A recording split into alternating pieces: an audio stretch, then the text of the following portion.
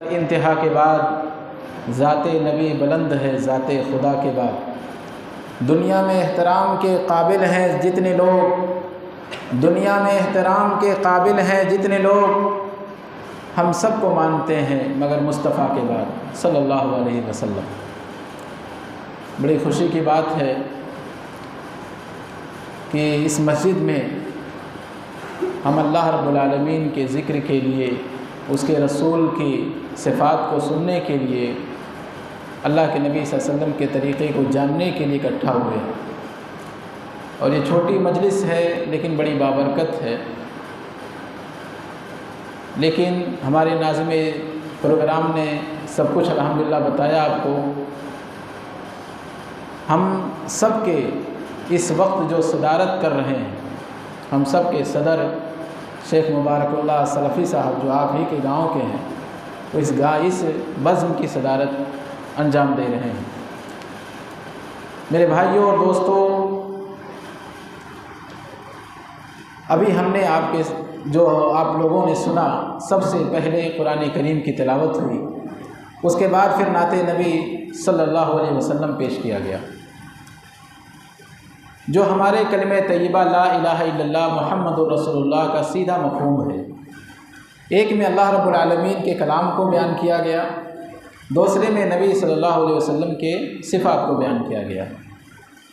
یقین مانو یہی دو چیزیں، لا الہ الا اللہ محمد الرسول اللہ، یہی ہمارا دین ہے، یہی ہمارا ایمان ہے۔ یہ ربیع الاول کا مہینہ ہے، اس مہینے کو تو سیلیبریٹ کرنے والے بہت سارے لوگ موجود ہیں، جھومنے والے، ناچنے والے، گانے والے، میوزک پہ تھرکنے والے لوگ موجود ہیں، نبی صلی اللہ علیہ وسلم کی ولادت پر جشن منانے والے لوگ موجود ہیں، لیکن نبی جناب محمد رسول اللہ صلی اللہ علیہ وسلم کی آمد کے مقاصد نہ جاننے والے وہ لوگ ہیں، جاننے والے بہت کم لوگ موجود ہیں۔ میرے بھائیو اور دوستو، اللہ کے نبی جناب محمد رسول اللہ صلی اللہ علیہ وسلم کے آنے کے کیا مقاصد تھے، آپ کی شخصیت کیسی تھی؟ آپ امام الانبیاء تھے، آپ نبیوں کے سردار تھے، خاتم النبیین تھے، آپ جب آئے آپ کے بعد نبوت کا سلسلہ ختم ہو گیا، آپ سید ولد آدم ہیں، آپ کے توصیف کیسے بیان کی جا سکتی ہے، آپ کا وصف کیسے بیان کیا جا سکتا ہے؟ انسانوں میں سب سے اونچے مقام پر اگر کوئی ہے تو نبی ہیں، رسول ہیں۔ اللہ نے 25 نبیوں کا تذکرہ کیا ہے قرآن کریم کے اندر، ان 25 نبیوں میں 5 نبیوں کو اللہ رب العالمین نے اولو العزم من الرسل کہا، یعنی یہ 5 نبی اور ان کا مقام بلند ہے۔ ان 25 میں 5 نکالا اللہ رب العالمین نے، حضرت نوح علیہ السلام کو، حضرت ابراہیم علیہ السلام کو، حضرت موسیٰ علیہ السلام کو، حضرت عیسیٰ علیہ السلام کو، اللہ کے نبی جناب محمد رسول اللہ صلی اللہ علیہ وسلم کو۔ ان 5 میں بھی اللہ رب العالمین نے 2 نبیوں کو ہمارے لیے اسوہ قرار دیا ہے۔ حضرت ابراہیم خلیل اللہ کو اللہ رب العالمین نے انہیں اسوہ قرار دیا، اور پھر ہمارے آخری نبی جناب محمد رسول اللہ صلی اللہ علیہ وسلم کو ہمارے لیے اسوہ قرار دیا۔ اور ان دونوں نبیوں میں جو مقام اللہ کے نبی جناب محمد رسول اللہ صلی اللہ علیہ وسلم کا ہے، وہ حضرت ابراہیم علیہ السلام کا بھی نہیں ہے۔ ہمیں تو خوش ہونا چاہیے کہ ہمیں ایسا نبی ملا ہے جس نبی کی امتی نبی بھی بننا چاہتے تھے۔ ہم اس نبی کے امتی ہیں جنہیں تاجدار مدینہ کہا جاتا ہے، امام الانبیاء کہا جاتا ہے۔ میرے بھائیوں اور دوستو، ایسے نبی کو پا کر کے ہمیں تو ہونا یہ چاہیے تھا ہمارے لیے کہ ہم اس نبی کی ایک ایک بات پر جان نچھار کر دیتے۔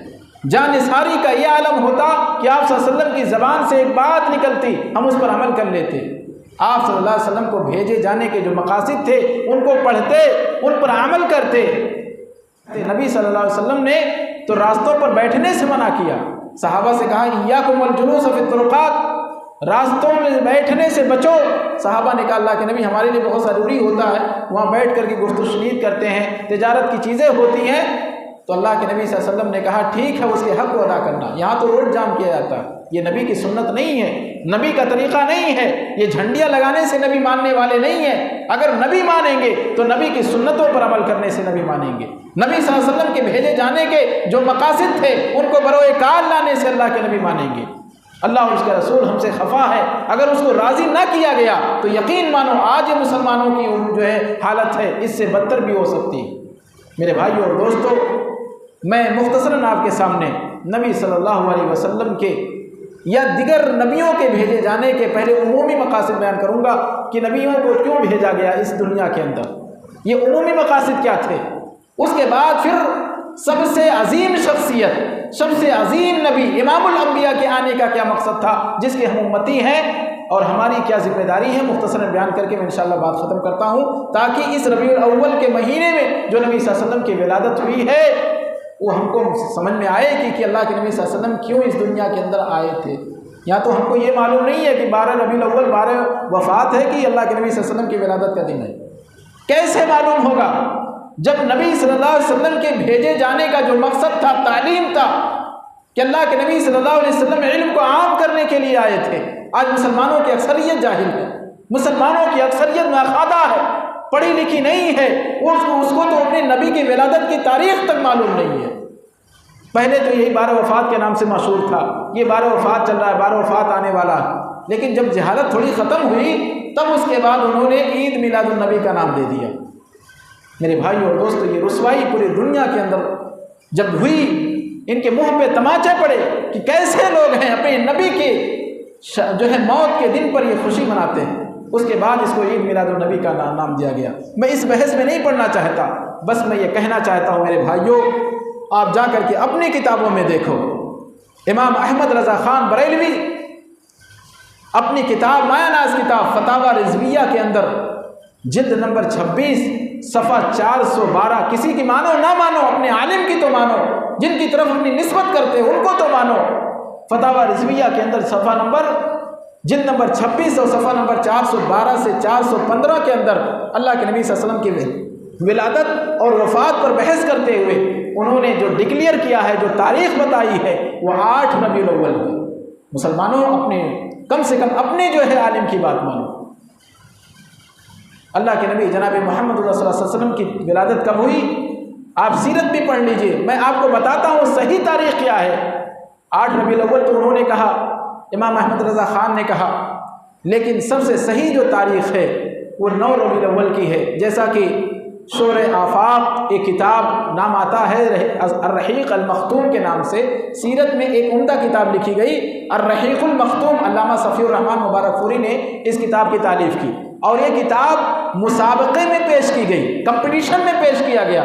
مکہ مکرمہ میں یہ کمپٹیشن ہوا اور پوری دنیا کی جو زندہ زبانیں تھیں، دیگر زبانوں میں وہ سیرت پر کتابیں لکھی گئیں، مسابقے میں ساری کتابیں بھیجی گئیں، اور اس کتاب الرحیق المختوم جس کو علامہ صفی الرحمن مبارک پوری نے لکھا ہے وہ پہلی پوزیشن پہ آتی ہے، اور اس کتاب میں اللہ کے نبی صلی اللہ علیہ وسلم کی جو تاریخ ذکر ہے ولادت کی وہ 9 ربیع الاول ہے، صحیح قول کے مطابق۔ میرے بھائیوں، اپنے نبی کے تاریخ ولادت تو کم سے کم صحیح طریقے سے جانو، کیونکہ یہ وہ نبی ہے جو تعلیم کو عام کرنے کے لیے آیا تھا، اور جب مسلمانوں کی اکثریت ناخوادہ ہے، میں نہیں کہتا، یہ سچر کمیٹی بتاتی ہے، جو نبی آیا تھا سب سے پہلا کلمہ جو اس پر نازل ہوا تھا 7000 الفاظ قرآن کے، آپ اٹھا کر کے دیکھیے قرآن کریم کے 7000 الفاظ، ان میں سب سے پہلا جو لفظ نازل ہوا، جو سب سے پہلی آیت کریمہ نازل ہوئی، اس کا سب سے پہلا ورڈ، سب سے پہلا جو لفظ ہے وہ اقرا ہے۔ کیا ہے؟ اقرا ہے۔ سورہ علق کی ابتدائی 5 آیتیں جو نازل ہوئی، اس میں اللہ رب العالمین نے سب سے پہلے نماز کا، روزے کا، کسی اور چیز کا حکم نہیں دیا، زکوٰۃ کا، حج کا، عمرے کا، کسی چیز کا حکم نہیں۔ اگر کسی چیز کا حکم ہوا تو کیا ہے؟ اقرا، اے نبی پڑھیے۔ گویا نبی کو حکم دے کر کے اللہ رب العالمین نے پوری امتیوں کو، ایک ایک فرد کو، چھوٹے کو، بڑے کو، مرد کو، عورت کو، یہاں تک کہ اللہ کے نبی صلی اللہ علیہ وسلم نے ایک حدیث میں فرمایا طلب العلم فریضۃ علی کل مسلم، علم کا طلب کرنا ہر مسلمان پر فرض ہے، چاہے وہ مرد ہو، چاہے عورت ہو، چاہے چھوٹا ہو، چاہے بڑا ہو، چاہے بچی ہو، چاہے بچہ ہو، ہر ایک مسلمان پر علم کا حاصل کرنا فرض ہے۔ آج مسلمان کیا ہیں؟ سچر کمیٹی 2014 میں ایک کمیٹی تشکیل دی گئی ہندوستان کے اندر منموہن سنگھ کی سرکار میں کہ یہ جو پچھڑا ہوا طبقہ ہے، مسلمان جو اقلیت میں ہے، اتنے پچھڑے کیوں ہیں؟ کمیٹی تشکیل دی گئی، راجندر مشر اس کے ہیڈ آفیسر بنائے گئے۔ انہوں نے 2005 کے اندر رپورٹ پیش کی منموہن سرکار کو کہ مسلمانوں کی جو تعداد ہے اس میں مسلمان سب سے پیچھے ہیں تعلیم میں۔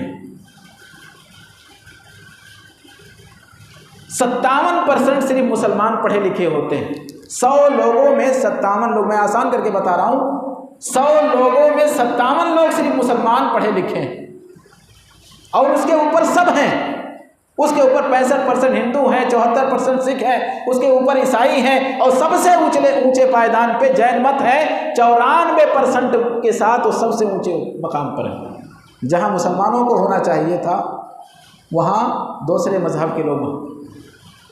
مسلمان سب سے نچلے استر پہ ہیں، پڑھے لکھے ہونے میں، تعلیم میں، ایجوکیشن میں، شکشا میں سب سے نچلے پائیدان پہ ہیں۔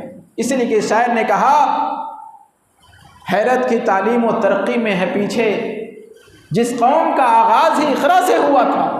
اقرا، اللہ کے نبی صلی اللہ علیہ وسلم جو پہلی آیت کریمہ لے کر کے آئے تھے، اے نبی پڑھیے، اور اسی اقرا بسم ربک الذی خلق خلق الانسان من علق اقرا وربک الاکرم الذی علم بالقلم علم الانسان ما لم یعلم۔ ان 5 ابتدائی جو ہے آیتوں کے اندر کسی اور کا تذکرہ نہیں ہے، 2 مرتبہ تو اقرا اقرا کا لفظ ہے، علم کا تذکرہ ہے، قلم کا تذکرہ ہے، لکھنے پڑھنے کی باتیں ہیں۔ اور ایسے نہیں، یہ جو مقصد تعلیم تھا اللہ کے نبی صلی اللہ علیہ وسلم کے بھیجے جانے کا، اس کو مانگا گیا تھا، اور دوسرے نبیوں کو تو اللہ نے بھیجا تھا مقصد کے لیے کہ سب سے بڑا جو ظلم ہے، جو سب سے بڑا جو جرم ہے، جو سب سے بڑا گناہ ہے، شرک ہے، کفر ہے، اس کے خاتمے کے لیے بھیجا گیا تھا۔ میں عمومی مقصد بیان کر کے پھر آتا ہوں انشاءاللہ الرحمن۔ عمومی مقصد نبیوں کو بھیجے جانے کا کیا تھا؟ تاکہ ہم ان مقصد سے جڑیں، ہم زمینی سطح پہ نبیوں کی مقاصد کے بھیجے جانے کے جو مقاصد تھے نبیوں کے، اس سے جڑیں اور اس کو بروئے کار لائیں، تاکہ امت اسلامیہ کی یہ جو ذبح حالی ہے، جو کھوئی ہوئی جو عزت ہے، وہ بحال ہو جائے، پھر سے مسلمان ذلیل نہ ہونے پائیں۔ میرے بھائیو اور دوستو، جو نبیوں کے بھیجے جانے کا مقصد تھا، وہ سب سے بڑا مقصد تھا۔ اللہ رب العالمین نے قرآن کریم کے اندر ارشاد فرمایا، وَلَقَدْ بَعَثْنَا فِي كُلِّ أُمَّةٍ رَسُولًا أَنِ اعْبُدُوا اللَّهَ وَاجْتَنِبُوا الطَّاغُوتَ، کہ ہم نے ہر امت کے اندر ایک رسول بنا کر کے بھیجا۔ میں اس لیے بیان کر رہا ہوں تاکہ آپ سمجھیں کہ جتنے بھی رسول، جتنے بھی نبی اس سے پہلے آئے ہیں، ان کے بھیجے جانے کا مقصد اور مقصد عظیم کیا تھا؟ عمومی طور پر یہ تو نبی صلی اللہ علیہ وسلم سب سے عظیم نبی تھے، ان کے بھیجے جانے کے تو بہت عظیم مقاصد ہوں گے، لیکن ابھی عمومی مقاصد میں آپ کے سامنے بیان کروں گا کہ نبیوں اور رسولوں کو بھیجے جانے کا مقصد کیا تھا؟ کہ توحید کو عام کرنا۔ وَلَقَدْ بَعَثْنَا فِي كُلِّ أُمَّةٍ رَسُولًا، ہر امت میں ہم نے ایک رسول بنا کر کے بھیجا، کس لیے؟ أَنِ اعْبُدُوا اللَّهَ، کہ صرف ایک اللہ کی عبادت کرو، وَاجْتَنِبُوا الطَّاغُوتَ، اور شرک سے بچو، طاغوت سے، اللہ کو چھوڑ کر دوسروں کی عبادت سے بچو۔ مسلمانوں، اللہ کے نبی صلی اللہ علیہ وسلم کے بھی بھیجے جانے کا مقصد یہی ہے۔ اس کے علاوہ بھی مقاصد ہیں، لیکن جو نبیوں کے بھیجے جانے کے مقاصد تھے، ان میں سب سے اعلیٰ اور عرفہ مقصد، سب سے بہترین مقصد کیا تھا؟ شرک کی غلاظتوں سے، پلیدگی سے، نجاست سے بچا کر کے اللہ اور اس کے رسول، اللہ رب العالمین کی طرف بندوں کو لانا۔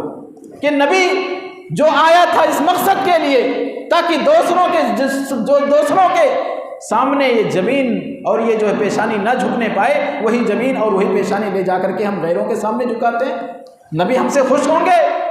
نبی ہم سے ناراض ہیں میرے بھائیوں اور دوستوں، کیونکہ ہم نے نبی کے آنے کا مقصد ہی نہیں جو ہے بروئے کار لایا۔ نبی کے آنے کا جو سب سے بڑا مقصد تھا توحید تھا، اسی توحید کو ہم نے کیا کر دیا؟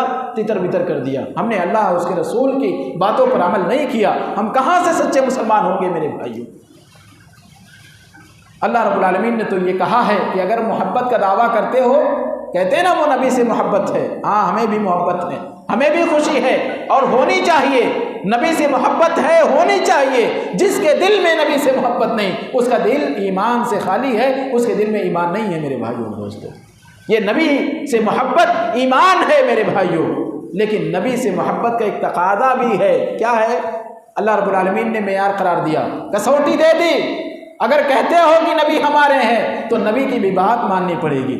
اللہ نے کہا قل ان کنتم تحبون اللہ فاتبعونی، اگر کہتے ہو کہ تمہیں اللہ اس کے رسول سے محبت ہے تو نبی کہہ دیجئے کہ میری اتباع کرو، میری اتباع کرو۔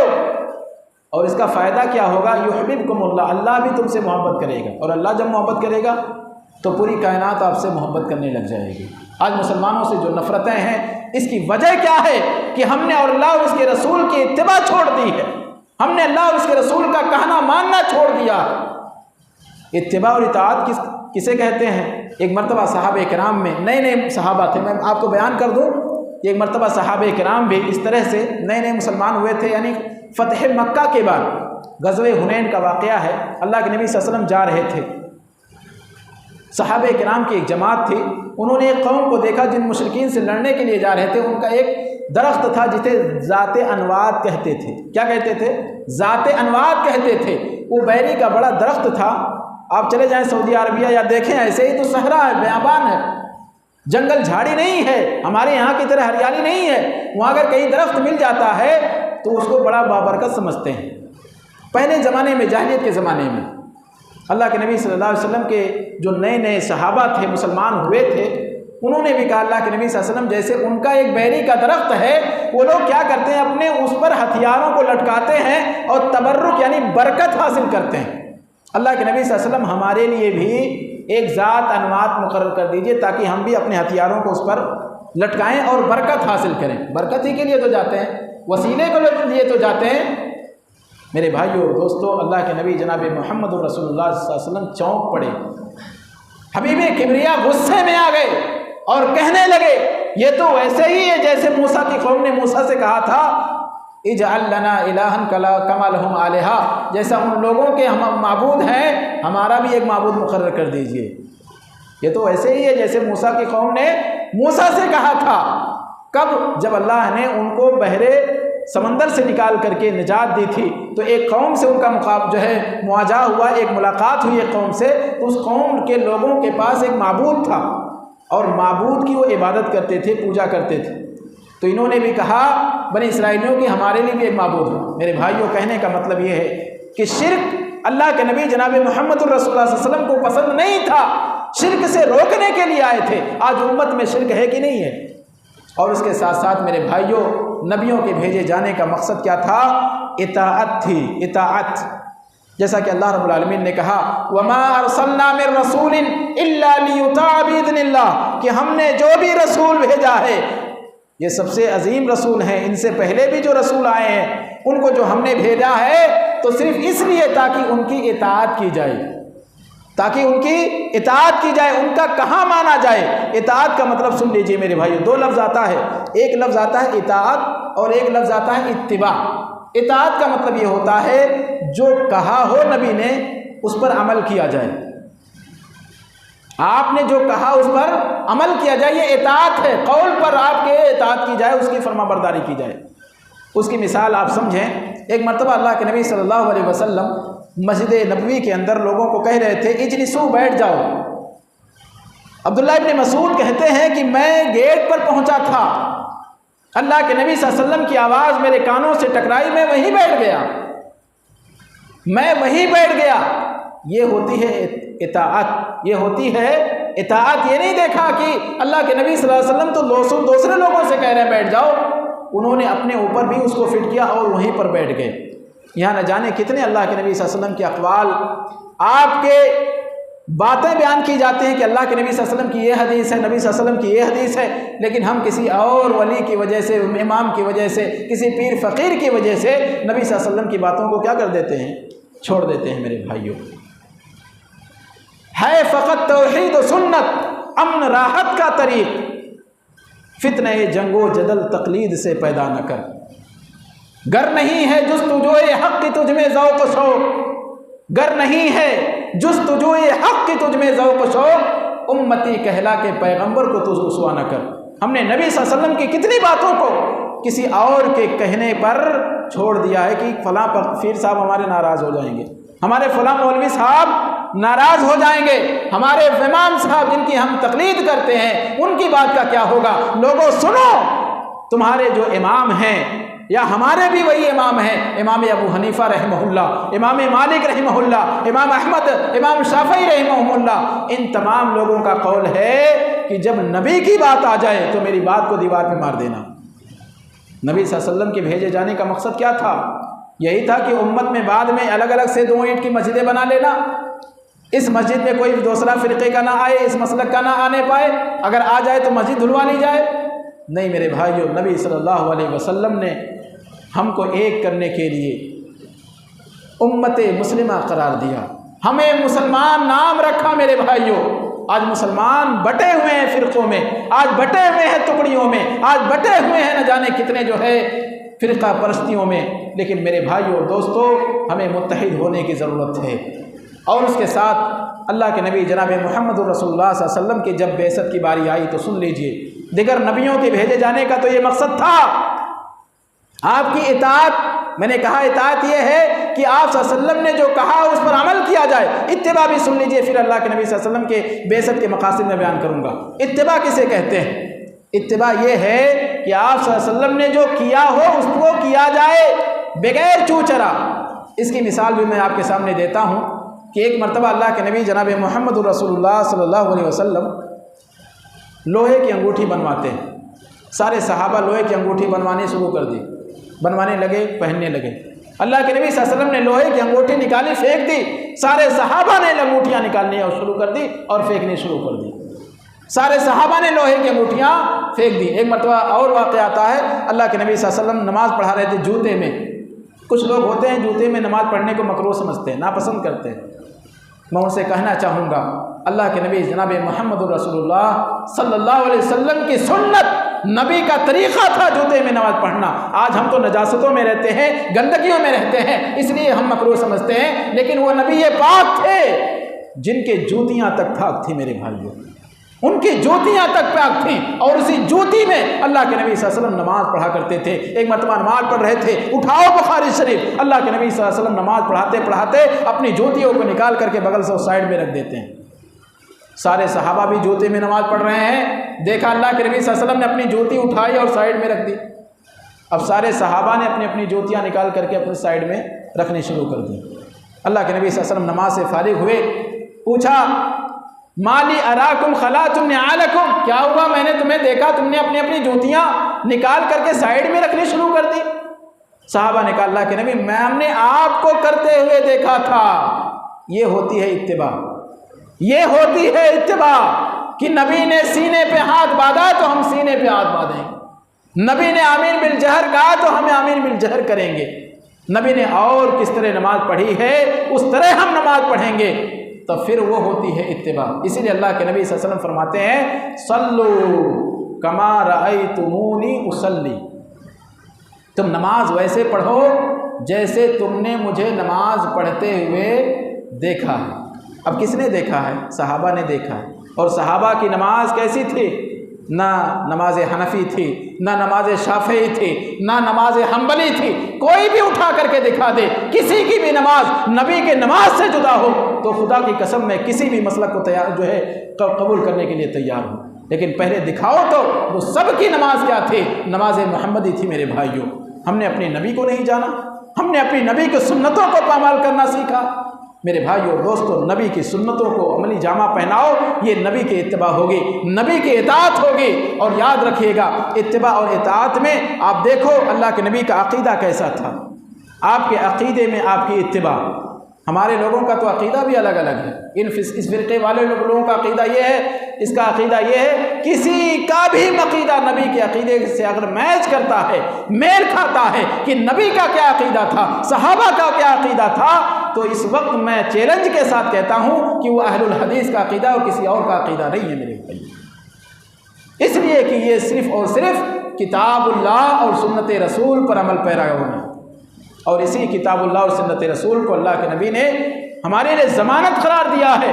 کہا ترکت فیکم امرین، میں تمہارے درمیان دو چیزیں چھوڑے جا رہا ہوں، اگر پکڑے رہو گے نا گمراہ نہیں ہوگے میرے بھائیوں دوستوں۔ اللہ کے نبی صلی اللہ علیہ وسلم نے ایک اور موقع پر صحابہ کرام رضی اللہ عنہم اجمعین کی ایک مجلس تھی، اللہ کے نبی صلی اللہ علیہ وسلم نے ہم لوگوں پر سونا حرام قرار دیا۔ مسلم شریف کی روایت ہے، اطاعت کے بارے میں تو آتا ہے کہ ہم لوگ مانے نہ مانے نبی کے قول کو، یہودیوں تک نے مانا ہے۔ وہ یہودی جو مسلمانوں کے کٹے دشمن ہیں، ایک یہودی کا بچہ اللہ کے نبی صلی اللہ علیہ وسلم، بخاری شریف کی روایت ہے، اللہ کے نبی صلی اللہ علیہ وسلم کی خدمت کیا کرتا تھا۔ وقت نزا ہے، بیمار ہوا ہے بچہ، آخری وقت چل رہا ہے، باپ آتا ہے اللہ کے نبی صلی اللہ علیہ وسلم آپ کا خادم بیمار ہے۔ اللہ کے نبی صلی اللہ علیہ وسلم جاتے ہیں اور کہتے ہیں، تھوڑی سی خلش ہوتی ہے کہ یہ مر جائے گا، یہودیت پہ مرے گا تو سیدھا جہنم میں جائے گا۔ اللہ کے نبی صلی اللہ علیہ وسلم اپنی امت کے لیے کتنی فکر کرتے تھے۔ اللہ کے نبی صلی اللہ علیہ وسلم نے اس بچے سے کہا، اسلم، تم مسلمان ہو جاؤ۔ اللہ کے نبی صلی اللہ علیہ وسلم کی اس جملے کو سنا، آپ کا آرڈر ہوا اسلم، تم مسلمان ہو جاؤ، نجات پا جاؤ گے۔ اتنے میں وہ اپنے باپ کی طرف ٹکٹکی لگا کر کے دیکھنے لگا۔ باپ نے بھی یہودی تھا، کہنے لگا ابوالقاسم، ابوالقاسم یعنی محمد صلی اللہ علیہ وسلم کی اطاعت کرو۔ فوراً اس نے کہا لا الہ الا اللہ محمد الرسول اللہ۔ یہ تو یہودی طالب بچہ تھا اور مسلمان ہو گیا۔ اللہ کے نبی نکل رہے ہیں، آپ کا چہرہ مارے خوشی کے دمک اٹھا اور کہنے لگے الحمدللہ الذی انقذہ من النار، اللہ رب العالمین کی تمام تعریف ہے جس نے اسے جہنم سے بچا لیا۔ میرے بھائیو، یہ نبی ہمیں جہنم سے بچانے کے لیے آئے تھے۔ راتوں میں رویا کرتے تھے اور سجدے میں زیادہ اللہ کے نبی صلی اللہ علیہ وسلم اپنی امتیوں کے لیے رویا کرتے تھے۔ اللہ کے نبی صلی اللہ علیہ وسلم نے ایک مرتبہ حضرت ابراہیم علیہ السلام کا ایک جو قول ہے، اللہ رب العالمین نے قرآن کریم میں تذکرہ کیا ہے کہ اللہ کے نبی حضرت ابراہیم کے دور میں شرک تھا اور شرک کر کر کے بتوں کی عبادت کر کے لوگ گمراہ ہو گئے تھے۔ حضرت ابراہیم علیہ السلام نے اپنے امتیوں کی خیر خواہی کے لیے اللہ رب العالمین سے کہا رب انہن اضللن کثیرا من الناس، یہ جو اللہ کے نیک بندے ہیں جو گمراہ ہو گئے ہیں، اللہ تیرے بندے ہیں، انہیں ان معبودان باطلہ نے گمراہ کر رکھا ہے۔ انہن اضللن کثیرا من الناس فمن تبعنی فانہ منی، جس نے میری بات مان لی وہ میرا ہے، وہ میرا ہے۔ ومن عصانی، اور جس نے میری نافرمانی کی، میری بات نہیں مانی، فإنک غفور الرحیم، اے اللہ تو غفور الرحیم ہے۔ لہذا اللہ رب العالمین کی اس آیت کریمہ کو پڑھے اللہ کے نبی صلی اللہ علیہ وسلم نے کہ ابراہیم علیہ السلام اپنی امت کے لیے کتنے فکر مند تھے کہ جو نافرمانی بھی کر رہا ہے تو بد دعا نہیں کیا اللہ ان کو جو ہے ہلاک کر دے، اے اللہ تو غفور الرحیم ہے۔ حضرت عیسیٰ علیہ السلام کا جو ہے آتا ہے، حضرت عیسیٰ علیہ السلام کا قول آتا ہے کہ انہوں نے بھی ایک مرتبہ اللہ رب العالمین سے کہا انک ان تعذبہم فانہم عبادک، اے اللہ اگر تم انہیں عذاب دے گا تو تیرے بندے ہیں، اگرچہ مشرک ہیں، اگرچہ کافر ہیں، لیکن اگر تو انہیں عذاب دے گا تو تیرے بندے ہیں۔ وَإِن تَغْفِرْ لَهُمْ، اگر تو انہیں معاف کر دے تو تیرا کیا بگڑے گا؟ فَإِنَّكَ أَنْتَ الْعَزِيزُ الْحَكِيمُ، تو ہی غالب اور حکمت والا ہے، تو جو کرے گا کوئی پوچھنے والا نہیں ہے۔ اللہ کے نبی صلی اللہ علیہ وسلم فوراً رونے لگے، نماز شروع کر دی، اللہ رب العالمین سے بدست دعا ہو کر کے اللہ رب العالمین سے رو رو کر گڑ گڑا کر کے کیا کہنے لگے؟ اللہم امتی اللہم امتی۔ وہ نبی ہے جو رویا کرتا تھا، ہمیں جہنم سے بچانے کے لیے آیا تھا۔ سب سے بڑی کامیابی کیا ہے؟ سب سے بڑی کامیابی یہ روپیہ، یہ مال، یہ جاگیر، یہ دولت، یہ سب نہیں ہے۔ سب سے بڑی کامیابی اگر کوئی ہے فمن زحزح عن النار وادخل الجنۃ فقد فاز، جو جہنم سے روک کر کے جنت میں داخل کر دیا گیا وہ سب سے بڑا کامیاب ہے۔ اللہ کے نبی صلی اللہ علیہ وسلم کے بھیجے جانے کا مقصد ایک طرح سے جہنم سے آزاد کرنا اور جنت میں داخل کرانا، یہ نبیوں کا ایک مقصد تھا۔ میرے بھائیوں، ایک واقعہ میں بیان کر کے اپنی بات ختم کروں گا تھوڑا اختصار کے ساتھ، کہ ایک مرتبہ اللہ کے نبی صلی اللہ علیہ وسلم کی اتباع کا یہ عالم تھا کہ سونا حرام ہے مسلمانوں پہ، مردوں پر، عورتوں کے لیے جائز ہے۔ اتباع کیسے کہتے ہیں؟ دیکھیے صحابی کیسے اتباع کرتے تھے، کبھی کیسے نبی صلی اللہ علیہ وسلم کی باتوں کو قبول کرتے تھے۔ ایک مرتبہ ایک صحابی نے اپنے ہاتھوں میں سونے کی انگوٹھی پہن لی۔ ہم لوگوں میں بہت سارے نوجوان سونے کی انگوٹھی، اب تو دہیج میں بھی، منگنی میں بھی ملتی رہتی ہیں سونے کی انگوٹھیاں۔ سونے کی انگوٹھی ایک صحابی نے پہن لی۔ اللہ کے نبی نے کہا کیا بات ہے، تم میں سے یعمد احدکم الی جمرۃ من النار، جہنم کے ایک انگارے کا ارادہ کرتا ہے، فیجعلها فی یدہ، اور اس کو اپنے ہاتھوں میں لیتا ہے، یعنی جہنم کا ایک ٹکڑا اپنے ہاتھوں میں پہنتا ہے۔ یہ اللہ کے نبی نے تشبیہ بلیغ تھی، کس سے؟ اس سونے کی انگوٹھی سے اللہ کے نبی صلی اللہ علیہ وسلم نے تشبیہ دی، گویا جہنم کا ٹکڑا پہن رہا ہو، جہنم کی آگ اپنے ہاتھ میں لگا رہا ہے، سونے کی انگوٹھی نہیں پہن رہا ہو۔